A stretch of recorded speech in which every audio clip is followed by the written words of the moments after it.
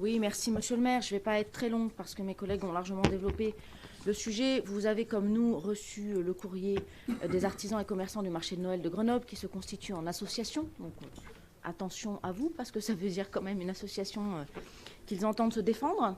Et ils sont très clairs et très précis dans ce courrier. Pas besoin de reprendre tous les éléments. Je vais juste reprendre le point le plus consternant qui est celui de votre proposition numéro 3, selon eux, sur la participation aux frais de remise en état de la place.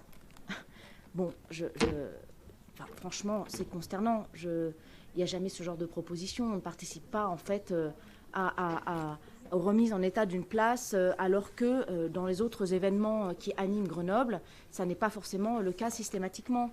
Donc, moi, je trouve qu'il y a quelque chose là de complètement délirant et qui, d'abord, est unanime du côté des commerçants, qui impacte dans un moment difficile pour les commerçants, parce qu'ils subissent eux aussi l'inflation, ils ont subi en tout cas le Covid, qu'ils font vivre cette dynamique, j'allais dire, populaire et festive du marché de Noël.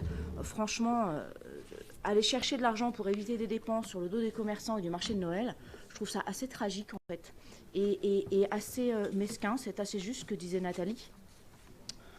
Mais voilà, donc évidemment, on ne vous suivra pas sur cette délibération, ça va de soi. Et je pense que en se constituant en association, ils n'en resteront pas là. Et ça sent mauvais pour le marché de Noël. Voilà, je pense qu'il faut quand même se le dire.